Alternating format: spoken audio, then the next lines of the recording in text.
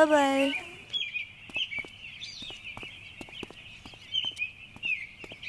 भैया कितनी देर लगा दी आपने? आपको पता है मैं कितनी बेचैन हो रही हूँ सबसे मिलने के लिए। मैं तो कब से फोन लगा रहा हूँ, तुम्हारा ही फोन बंद आ रहा है। अरे ये गिर गया सुबह, तब से काम ही नहीं कर रहा है। अच्छा चलो ना अभी। तू भी ना चल। चलो। क्या पढ़ा इसमें? बुक्स। चल।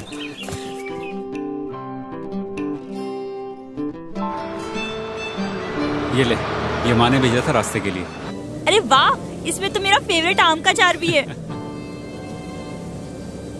और बता, तेरा कॉलेज कैसा है? पढ़ाई कैसी चल रही है? सब बहुत अच्छा चल रहा है, पर पता है कभी कभी सोचती हूँ अगर हमारे गांव में भी एक कॉलेज होता फिर इतनी दूर नहीं आना पड़ता पढ़ने के लिए। वो तो है, पर धीरे धीरे बदलाव आ रहा है। अच्छा भैया, घर पे सब कैसे हैं? सब ठीक है। माँ तो सुबह से रसोई के अंदर है।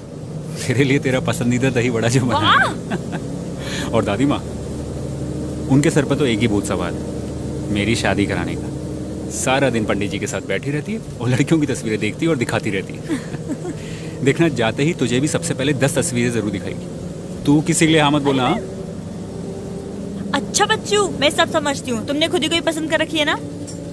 बताओ बताओ बताओ, कौन है? नहीं। अच्छा बता दो ना, कहाँ रहती है? सारी बातें यही करेगी, थोड़ी घर के लिए भी छोड़ दे। अरे बताओ ना। तू जानती है उसको, रोशनी नाम है उसका। रोशनी? वो मास्टर जी की बेटी, वो जो पास वाले गांव में रहती है और अभी नर्स की पढ़ाई कर रही है। हाँ वही। वो क्या सोचती है पता नहीं, और घर पर कैसे बात करूं ये भी समझ में नहीं आ रहा। तू किसी को मत बोलना। हाँ, हसनपुर आ गया, चल। चलो।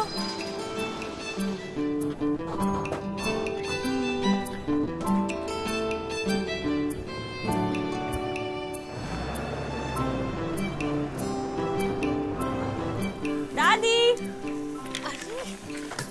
बिटिया रानी आ गई। कैसी है मेरी बिटिया? बिल्कुल ठीक। बहुत दुबली हो गई, लगता है शहर वाले कुछ खिलाते नहीं।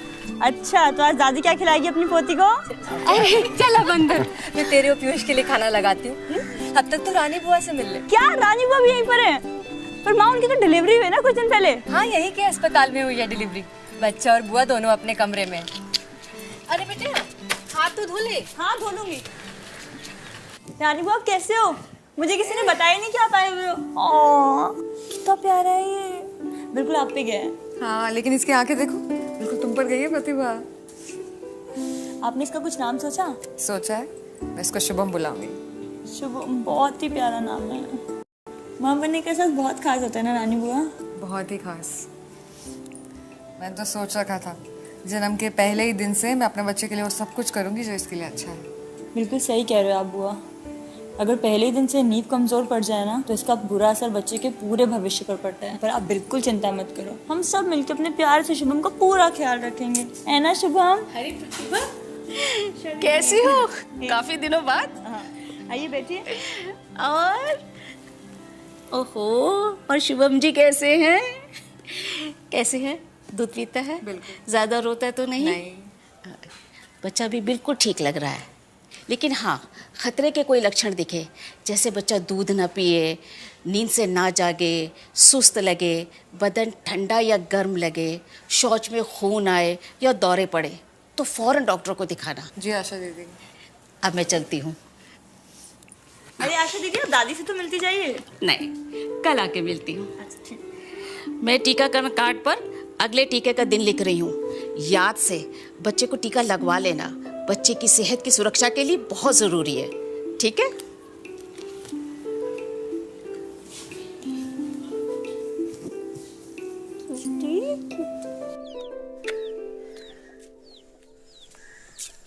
क्या कर रहे हो आप? तुझे कॉलेज के लिए कितने पैसे चाहिए? कितने भी दे दो।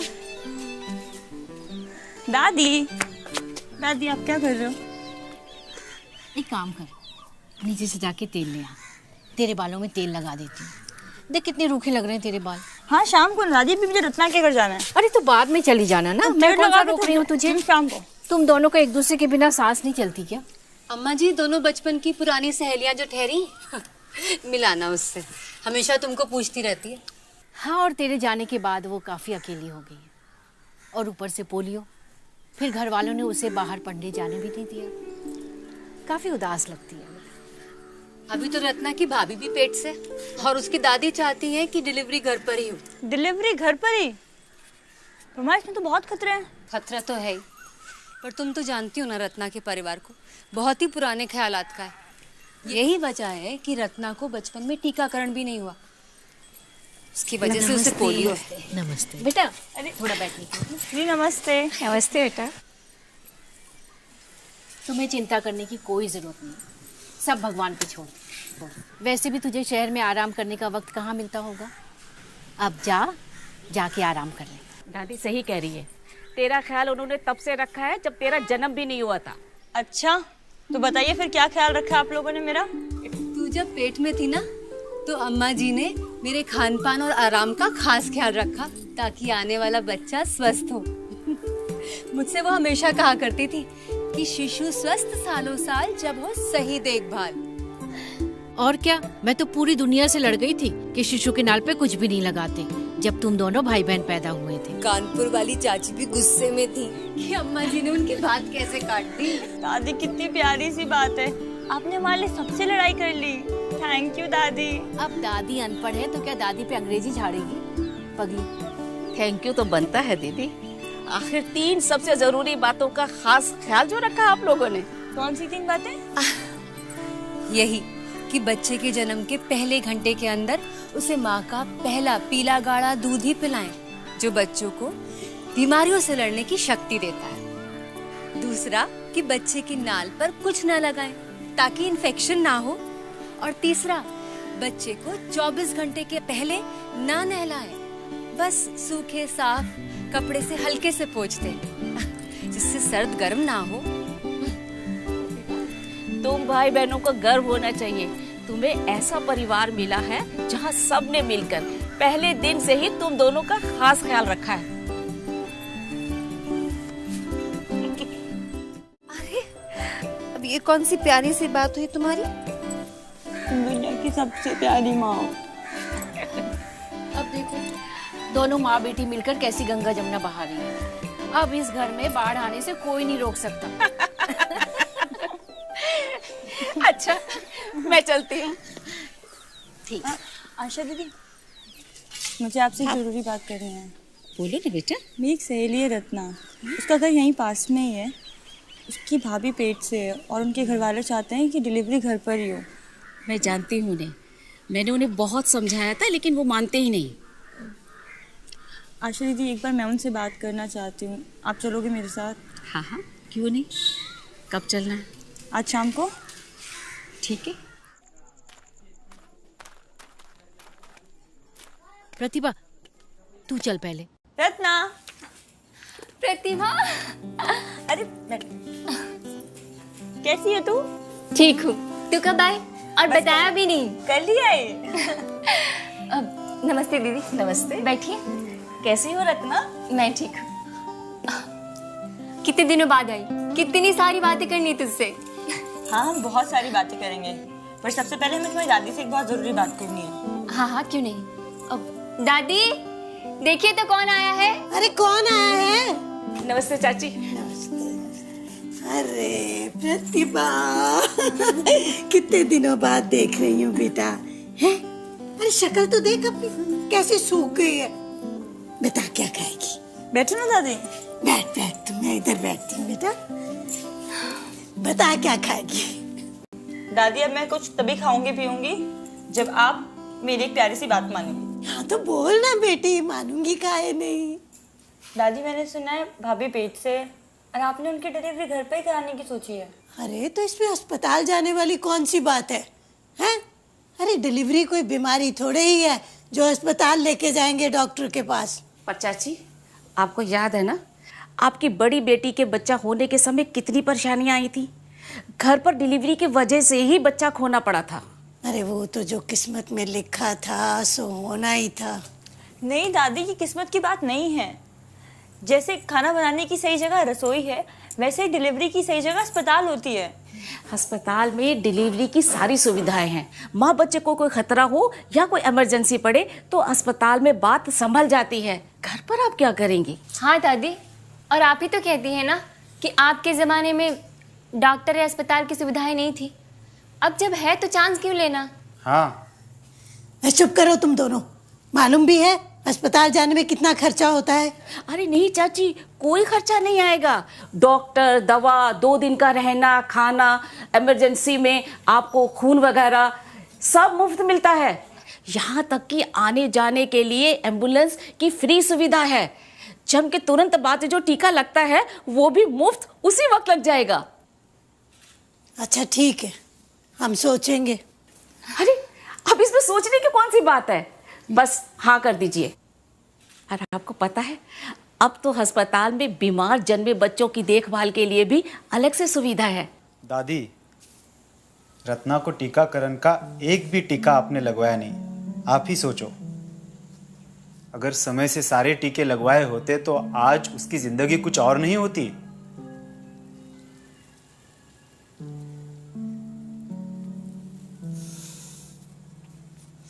शायद तुम सब सही कहते हो। पता नहीं मैं ही क्यों अड़ गई थी। ठीक है, अब मुझे समझ में आ रहा है। डिलीवरी हम अस्पताल में ही करवाएंगे। ये हुई ना बात।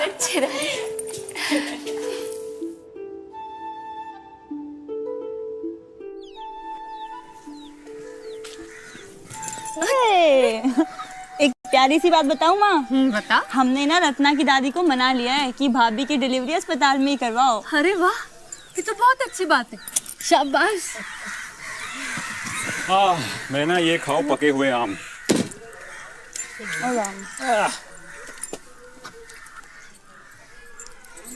अच्छा, मैं क्या कह रही थी दादी, आप लोगों को ना पीयूष भैया की शादी करवा देनी चाहिए। तू अभी ये सब कह रही है? मैं तो थक चुकी हूँ कह के।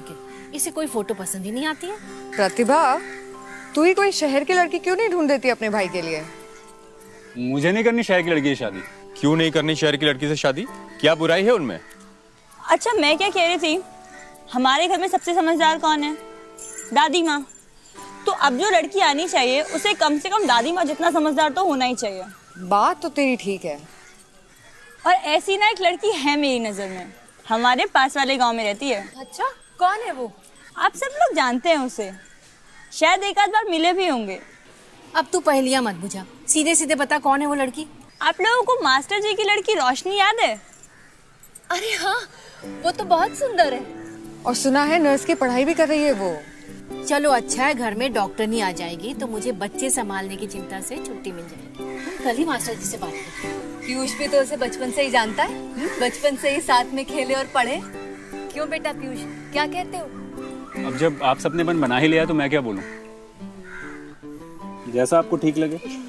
अरे भाभी, आप चिंता क्यों करती हो? पीयूष को कोई परेशानी हुई भी तो रोशनी के 1-2 इंजेक्शन से सब ठीक हो जाएगा। अम्मा जी, आपने वो कहावत तो सुनी होगी, गुरु गुड़ रह जाता है, चेला चीनी बन जाता है। तू कहना क्या चाह रहा है?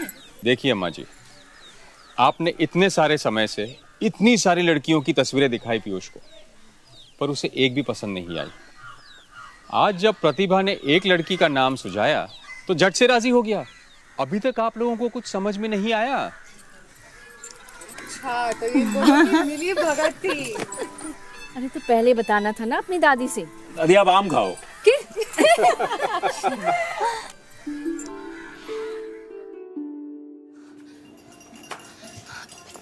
प्रतिभा, रत्ना तू सब ठीक तो है? प्रतिभा भाभी को दर्द शुरू हो गया है, सब लोग अस्पताल जा रहे हैं। दादी ने तुम्हें भी बुलाया है, जल्दी चलो। सोच क्या रही है? जा। हाँ हाँ माँ चलती। प्रतिभा, बहुत अच्छा किया बेटा, तू आ गई। पहली बार अस्पताल जा रही है, तू साथ रहेगी तो बहुत अच्छा रहेगा बेटा। क्या रखे क्या ना रखे कुछ समझ में नहीं आ रही। अरे दादी, आशा दीदी कह रही थी कुछ साफ सूखे सूती कपड़े रखने के लिए जो बच्चे को सिर से पांव तक लपेटने में काम आएंगे। और क्या कह रही थी बेटा? एक गर्म पानी का थर्मस, एक नया साबुन भी और कुछ पैसे जो मैंने रख लिए। थर्मस रख लिया बेटा, कपड़ा भी है, पर हम जाएंगे कैसे बेटा? अरे दादी, मैंने फोन करके एम्बुलेंस बुलवा लिया है और अस्पताल भी तय कर लिया है। चिंता मत करो, जितनी बातें करनी थी सब कर ली है। बस अब हमें निकलना चाहिए। चलो जल्दी चलो चलो बेटा चलो। बधाई हो, बच्ची हुई है। अच्छा, तो हम अंदर जा सकते हैं ना डॉक्टर? बिल्कुल जा सकते हैं, लेकिन बच्ची के पिता को पहले जाने दीजिए। और हाँ, हाथ धोए बिना बच्ची को छूइए मत, इससे बच्ची को इन्फेक्शन हो सकता है।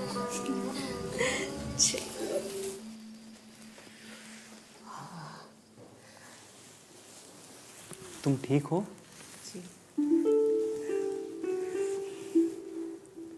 एकदम फूल जैसी है, नहीं? आंखें बिल्कुल आप जैसी है।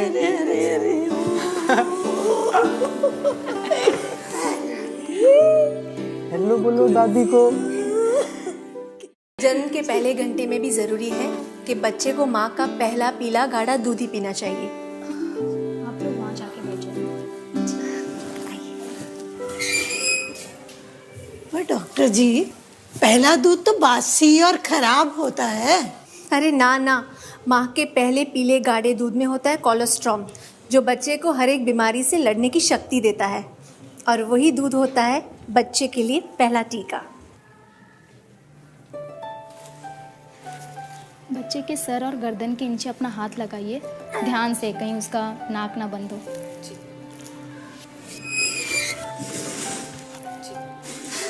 बच्चे को 6 महीने तक सिर्फ अपना दूध पिलाना और कुछ भी नहीं।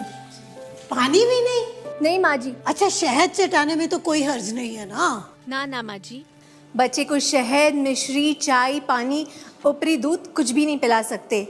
बच्चे का पेट 6 महीने तक ये सब पचा नहीं सकता, और किसी कारण से अगर बच्चा स्तनपान ना कर सके तो उसे कटोरी और चम्मच से दूध पिला सकते हैं।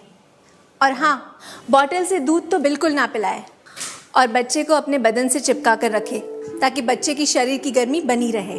पर डॉक्टर, बच्चे के नाल पर क्या लगाना होगा? अरे हम हल्दी लेके आए हैं ना, अभी लगा देते हैं।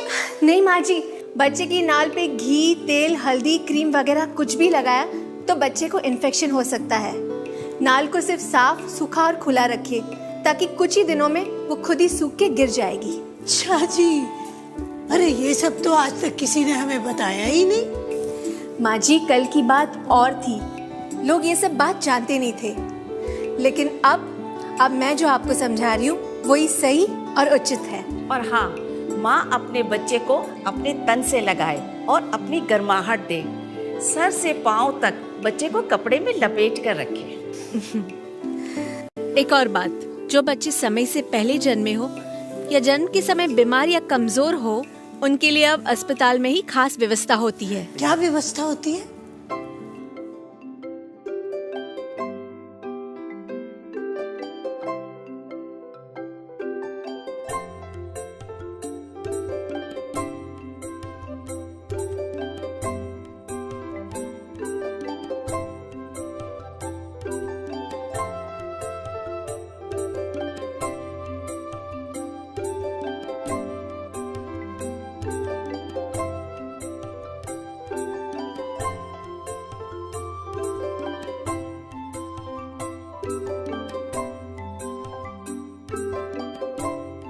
उनके लिए खास तौर से प्रशिक्षित डॉक्टर, नई मशीनें, दवाइयाँ वगैरह सब मौजूद होती है।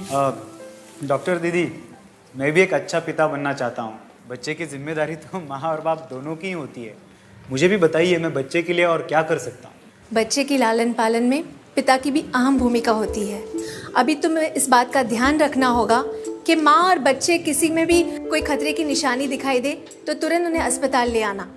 और हाँ, टीका टाइम से लगवाना, इससे बच्चे को 7 गंभीर बीमारियों से सुरक्षा मिलती है। बच्चे की देखरेख में मदद करना ताकि माँ को आराम करने का पूरा समय मिले। आपकी बताई हुई सारी बातों का हम पूरी तरह ख्याल रखेंगे। हाँ, बिल्कुल फिक्र मत कीजिए डॉक्टर जी, पूरा ध्यान रखिए। जी, अब मैं चलती हूँ। शुक्रिया।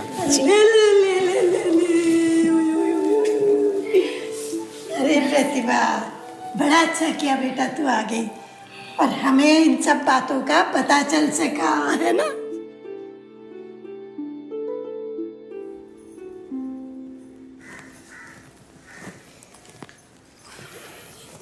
प्रतिभा, जी भैया। अपनी आंखें बंद करो और अपना हाथ इधर लाओ। क्यों? ऐसा कहता हूँ वैसा करो। बंद है ना?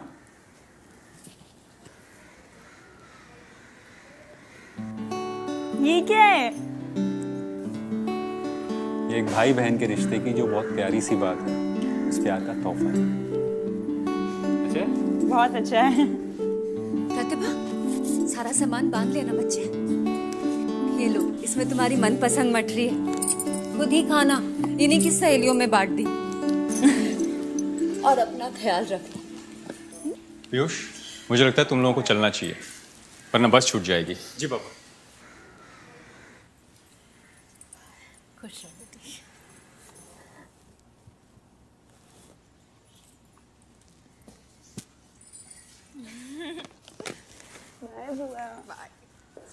अपना ख्याल रखना जी। फोन करते रहना।